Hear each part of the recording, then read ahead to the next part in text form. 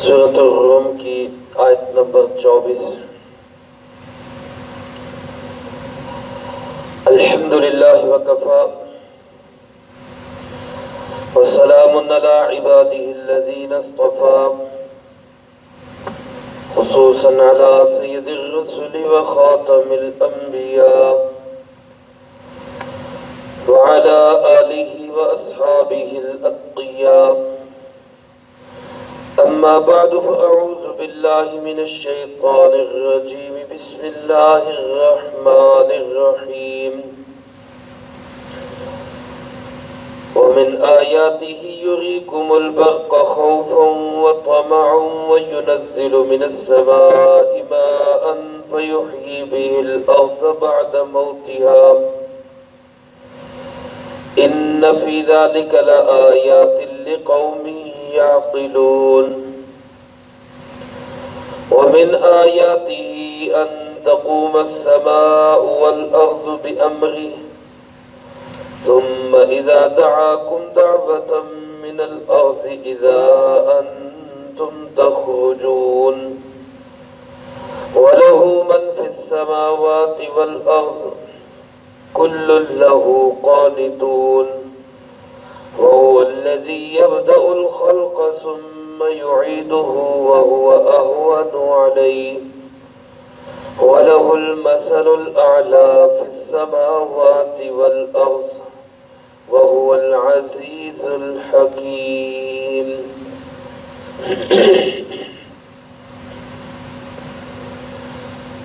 ومن آیاته، اور اللہ رب العالمین کی قدرت کی نشانیوں میں سے یریکم البرق، کہ وہ دکھاتا ہے تمہیں بجلی کی چمک، خوف و طمع، خوف کی حالت میں بھی اور امید کی حالت میں بھی، وَيُنَزِّلُ مِنَ السَّمَاءِ مَاءً، اور وہی اتارتا ہے آسمان کی جانب سے پانی کو، وَيُحْيِي بِهِ الْأَرْضَ بَعْدَ مَوْتِهَا، پھر وہی زندہ کرتا ہے زمین کو اس پانی کے ذریعے سے اس کے مر جانے کے بعد۔ إِنَّ فِي ذَلِكَ لَآيَاتٍ لِقَوْمٍ يَعْقِلُونَ، کوئی شک نہیں کہ اس میں نشانیاں ہیں اس قوم کے لیے جو عقل رکھتے ہوں۔ وَمِنْ آیَاتِهِ، اور اس کی قدرت کی نشانیوں میں سے یہ بات بھی ہے، أَن تَقُومَ السَّمَاءُ وَالْأَرْضُ بِأَمْرِهِ، آسمان و زمین قائم ہیں اسی کے حکم سے۔ ثُمَّ إِذَا دَعَاكُمْ دَعْوَةً مِّنَ الْأَرْضِ، پھر جب وہ تمہیں پکارے گا ایک خاص انداز سے زمین سے، اذا انتم تخرجون، اچانک ہی تم سب نکلو گے۔ وَلَهُ مَنْ فِي السَّمَاوَاتِ وَالْأَرْضِ، اور اسی کا ہے وہ سب کچھ جو آسمانوں میں ہے اور جو زمین میں ہے۔ كُلٌّ لَهُ قَانِتُونَ، سب کے سب اسی کے مطیع اور فرما بردار ہیں۔ وَهُوَ الَّذِي يَبْدَأُ الْخَلْقَ، وہی اللہ ہے جو مخلوق کو پہلی دفعہ پیدا کرتا ہے۔ ثُمَّ يُعِيدُهُ، پھر وہی اس کو لوٹائے گا۔ وَهُوَ أَهْوَنُ عَلَيْهِ، اور یہ اس کے لیے بہت آسان ہے۔ وَلَهُ الْمَثَلُ الْأَعْلَى فِي السَّمَاوَاتِ وَالْأَرْضِ، اور اسی کی بلند مثال ہے آسمانوں میں بھی اور زمین میں بھی۔ وَهُوَ الْعَزِيزُ الْحَكِيمُ، اور وہ غالب ہے حکمتوں والا ہے۔ ان آیات مبارکہ میں اللہ رب العالمین نے اپنی قدرت کی نشانیوں میں سے 6 نشانیاں جو اس رکوع میں بیان فرمائی گئی، ان میں سے 5ویں اور 6ٹھی کا بیان ہے۔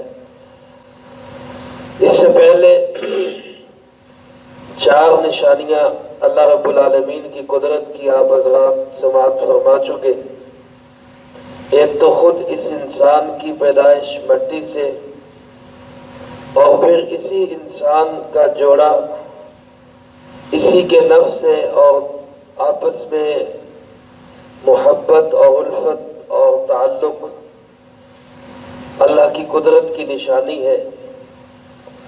اور پھر تیسری نشانی آسمان و زمین کا پیدا کرنا، اور اس پورے جہان کے اندر مختلف زبانیں، مختلف قسم کے لوگ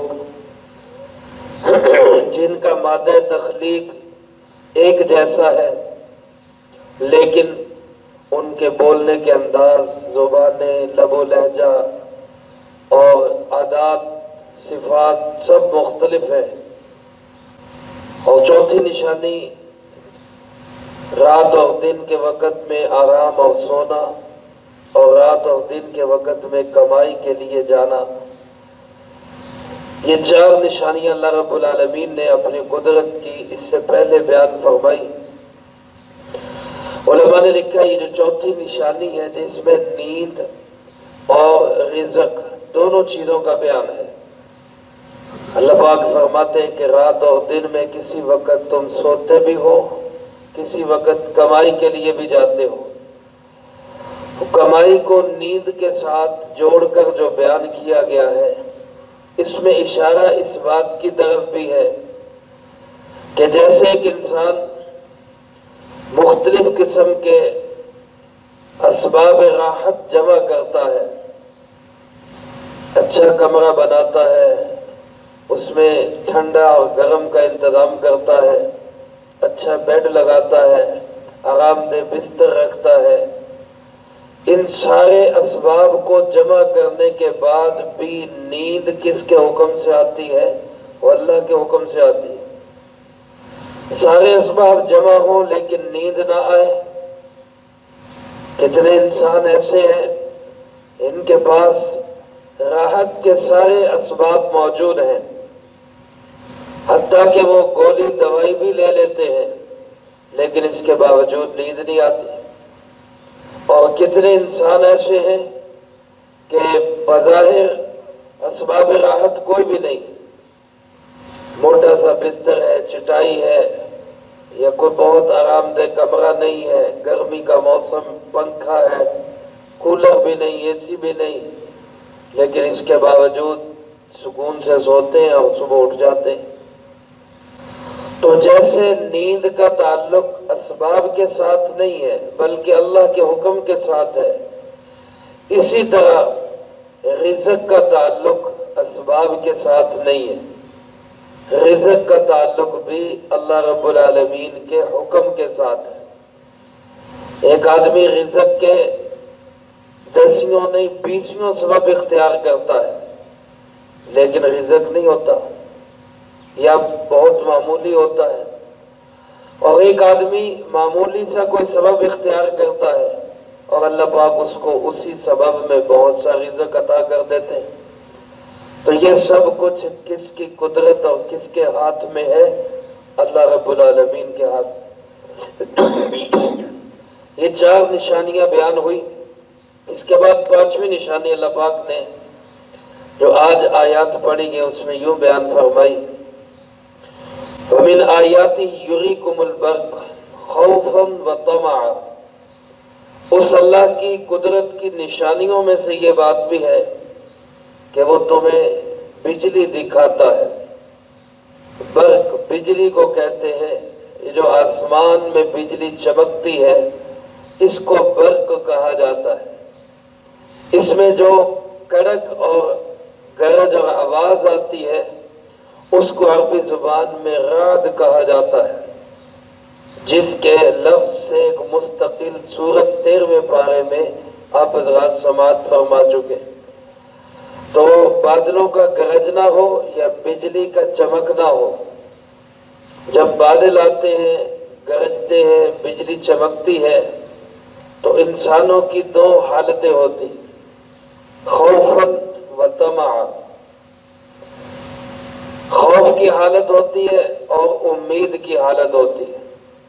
یا تو ایک ہی انسان میں یہ دونوں حالتیں ہوتی ہیں، جب بادل آتے ہیں، حدیث پاک میں آتا ہے جناب محمد کریم صلی اللہ علیہ وسلم جب بادلوں کو آتا ہوا دیکھتے تو آپ پریشان ہو جاتے، کبھی مسجد میں تشریف لے جاتے، کبھی گھر آتے، عبادت میں لگ جاتے، اللہ کو یاد کرنے لگ جاتے، پریشانی کی کیفیت بن جاتی تب تک جب تک کہ بارش شروع نہ ہو جاتی۔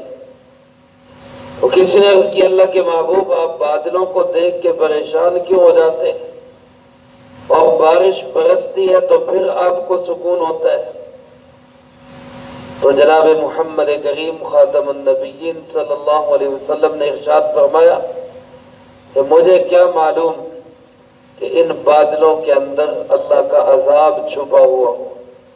مفہوم اس کا یوں ہے جیسا کہ حضرت ہود علیہ السلام کی قوم عاد جب انہوں نے بادلوں کو آتا ہوا دیکھا تو خوش ہو کے کہنے لگے ھذا عارض ممطرنا، یہ بادل ہیں جو ہمارے اوپر بارش برسائیں گے۔ لیکن اللہ پاک نے کیا کیا کہ انہی بادلوں کے اندر ان کے لیے سخت ترین عذاب اور سزا موجود تھی۔ اس لیے سرکار دو عالم صلی اللہ علیہ وسلم بادلوں کو دیکھ کے پریشان ہو جاتے تھے کہ کہیں عذاب نہ ہو۔ تو ایک ہی شخص کے اندر دو حالتیں بھی ہو سکتی ہیں کہ وہ خوف زدہ بھی ہو، بادل آ رہے ہیں پتہ نہیں اب کیا بنے گا، اور امید بھی ہوتی ہے کہ بادل آ رہے ہیں بارش ہوگی اور بارش کی وجہ سے زمین سے غلہ اور اناج اگے گا، سبزہ اگے گا اور رزق ملے گا۔ تو خوف بھی ہے، امید بھی ہے۔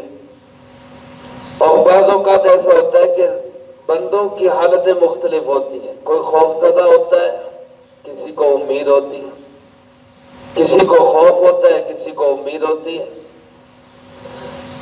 جیسے وہ کہتے نا کہ ان بارشوں سے دوستی اچھی نہیں فراز، کچا تیرا مکان ہے کچھ تو خیال کر۔ جن کے کچے گھر ہوتے ہیں وہ پریشان ہو جاتے ہیں، بارش ہوگی اب کیا بنے گا، چھتیں ٹپکیں گی، کیچڑ ہو جائے گا، حالات خراب ہو جائیں گے۔ جھونپڑیوں والے ہیں وہ پریشان ہو جاتے ہیں کہ اب کیا بنے گا۔ اور کچھ لوگ ہوتے ہیں جو اسی بارش کو انجوائے کرتے ہیں کہ بڑی خوبصورت موسم بن گیا اور وہ لان میں بیٹھے اور بڑا ان کو خوشنما منظر لگتا ہے۔ تو کچھ خوف زدہ ہو جاتے ہیں، کچھ کو امید لگ جاتی ہے۔ یہ ایسے مثال کے طور پہ کسی کی فصل پکی اور بارش کے بادل آ جائے، بارش کا موسم بن جائے، اب وہ بیچارہ پریشان ہو جائے گا، خوف زدہ ہو جائے گا کہ میری فصل خراب نہ ہو جائے۔ اور کسی نے بجائی کی ہوئی ہے، اس کو پانی کی ضرورت ہے، تو وہ خوش ہو جائے گا کہ چلو اچھا ہوا بادل آ گئے، اب ہمیں پانی ملے گا، زمین سیراب ہو جائے گی۔ تو ایک بندے کے اندر دو مختلف حالتیں بھی ہو سکتی ہیں اور مختلف افراد کی دو مختلف حالتیں بھی ہو سکتی ہیں۔ تو ایک بادل جب آتا ہے، بجلی چمکتی ہے، بادل گرجتے ہیں، تو خوف بھی ہوتا ہے، امید بھی ہوتی ہے۔ اللہ پاک فرماتے وَيُنَزِّلْ، پھر وہی اللہ اتارتا ہے مِنَ السَّمَاء، آسمان سے، آسمان سے اتارتا ہے مَاءً، پانی۔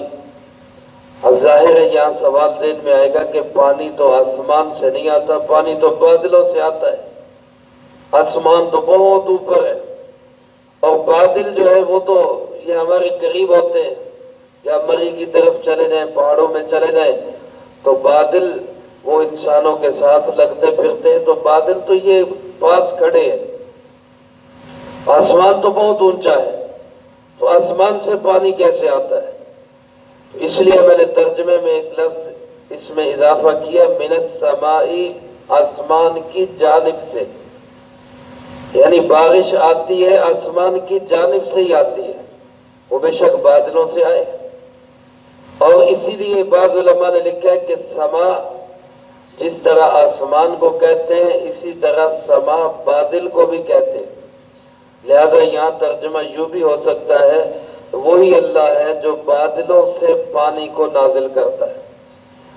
اور بعض علماء نے یوں بھی لکھا ہے کہ السما ہر اوپر والی چیز کو کہتے ہیں، وہ چھت ہو، آسمان ہو یا بادل ہو، کوئی بھی چیز جو سر سے اوپر ہے اس کو سما کہا جاتا ہے۔ اور ایک مفہوم اور معنی یوں بھی ہو سکتا ہے کہ بارش بے شک ہمیں بادلوں سے آتی ہوئی نظر آتی ہے، لیکن بارش کے آنے کا حکم کہاں سے آتا ہے؟ وہ آسمانوں سے ہی آتا ہے۔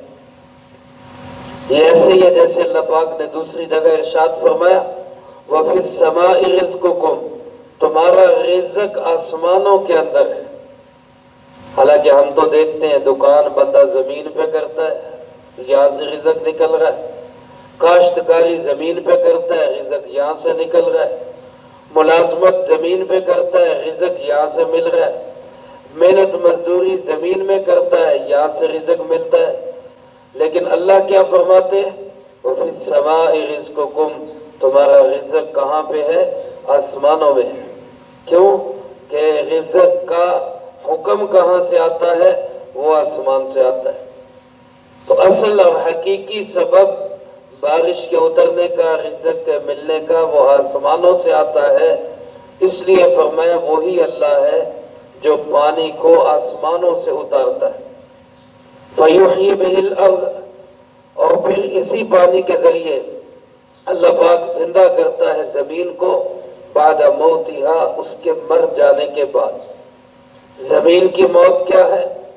زمین کی موت اس کا بنجر ہو جانا، ویران ہو جانا، بے آباد ہو جانا، پھل پھول اور پودے غلہ اناج کا نہ اگنا، یہ زمین کی موت ہے۔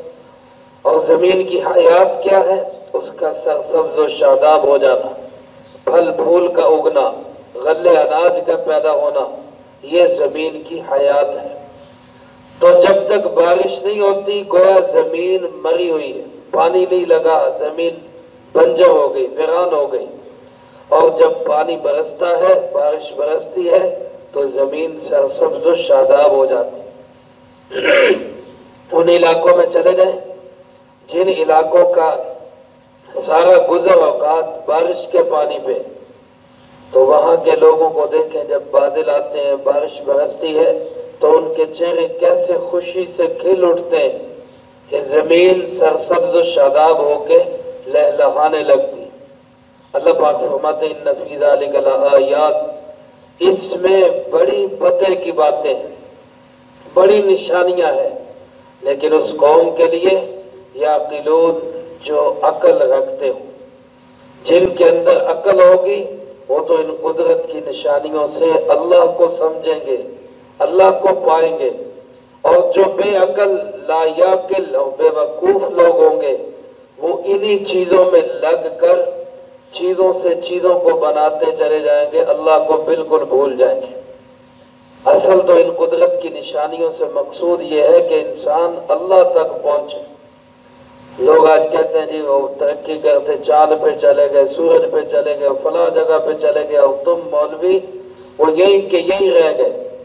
چلو بھئی وہ اگر چاند سورج پہ چلے گئے اور ہم مولوی نہیں گئے تو تم کہنے والے کون سا چلے گئے؟ تم تو نہ ان کے ساتھ بنے نہ ہمارے ساتھ بنے، تم تو کسی کھاتے کے نہیں رہے۔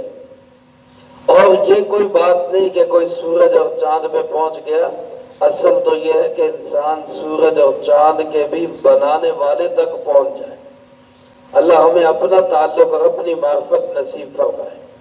پھر چھٹی نشانی اللہ پاک نے یہ ارشاد فرمائی وَمِنْ آیَاتِهِ أَن تَقُومَ السَّمَاءُ وَالْأَرْضُ، اس کی نشانیوں میں سے یہ بات ہے کہ آسمان و زمین کا سارا نظام قائم ہے بِأَمْرِهِ، کس کے حکم سے؟ اسی اللہ کے حکم سے۔ ابھی اب حضرات جانتے ہیں سائنسی تحقیقات دن بدن بڑھتی جا رہی، اور جتنا سائنسی تحقیقات بڑھتی ہیں اتنا ہی اسلام اور زیادہ چمکتا اور زندہ ہوتا ہے۔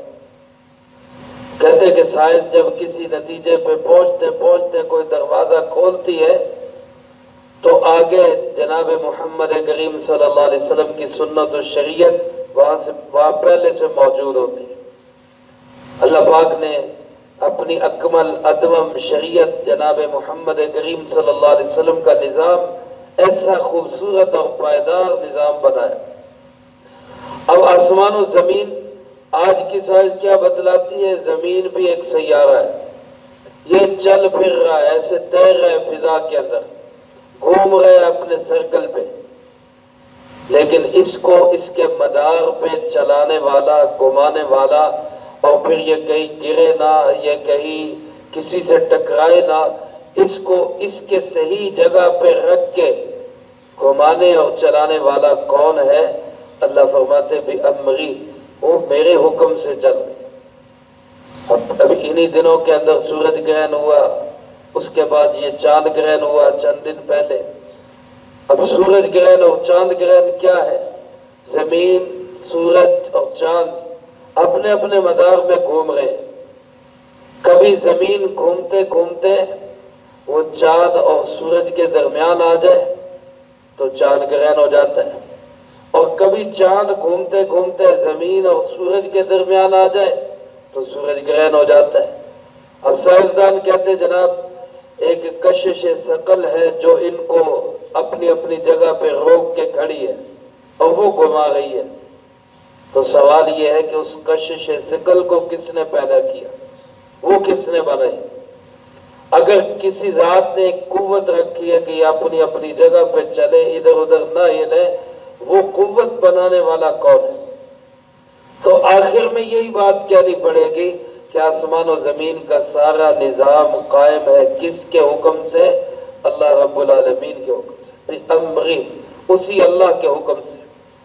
اللہ پاک فرماتے ہیں ثم اذا دعاکم دعوہ، زمین میں رہو، کھاؤ پیو، موجے کرو، پھر ایک وقت آئے گا تمہاری زندگی ختم ہو جائے گی، دفن ہو جاؤ گے، بکھر جاؤ گے، جلا دیے جاؤ گے، پانیوں میں بہا دیے جاؤ گے، تمہارے ٹکڑے ٹکڑے ختم ہو جائیں گے۔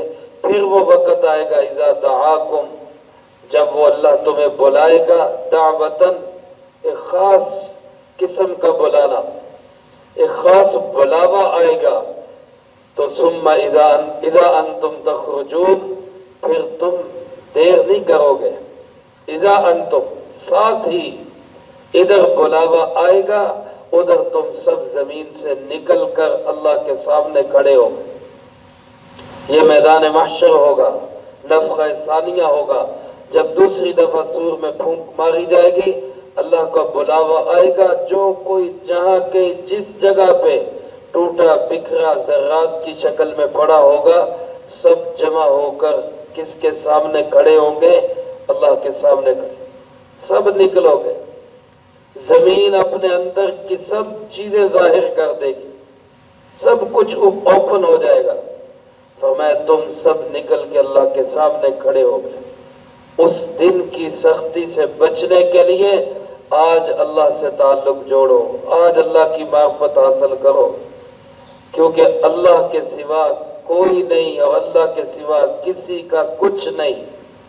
وَلَهُ مَنْ فِي السَّمَاوَاتِ وَالْأَرْضِ، آسمان و زمین میں جو کوئی ہے، چاہے شخص ہے چاہے چیز ہے، سب کا مالک حقیقی کون ہے؟ اللہ رب العالمین۔ یہ دنیا کے اندر اللہ نے عارضی طور پہ بعضوں کو مالک بنایا ہے، کوئی مرلوں کا مالک ہے، کوئی کنالوں کا مالک ہے، کوئی ایکڑوں کا مالک ہے، کوئی مربوں کا مالک ہے۔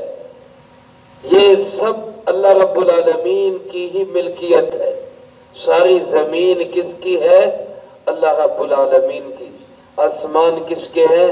سب اللہ رب العالمین کے۔ سورج، چاند، ستارے، کائنات کی ہر چیز کا مالک حقیقی اللہ رب العالمین ہے۔ اور فرمایا ساری چیزوں کا مالک بھی وہی ہے، اور کل لہ قانتون، ساری کی ساری چیزیں اسی اللہ کے سامنے مطیع اور فرما بردار۔ اللہ کے حکم کے بغیر کوئی ایک ذرا معمولی سی حرکت بھی نہیں کر سکتا، ایک پتا اپنی جگہ سے نہیں ہل سکتا۔ یہ کیا کہتے ہیں کہ میرا جسم میری مرضی؟ ہم تو اپنے جسم کو درد سے بچا نہیں سکتے، پیٹ میں مروڑ اٹھ جائے روک نہیں سکتے، سر میں تکلیف ہو جائے سر درد ٹھیک نہیں کر سکتے۔ یہ بیماریاں، یہ مختلف قسم کے حوادث، یہ سب کس کی طرف سے آتے ہیں؟ اللہ کی طرف سے۔ یہ ہمیں بتانے کے لیے آتے ہیں کہ آرڈر کس کا چلتا ہے؟ اللہ پاک کا چلتا ہے۔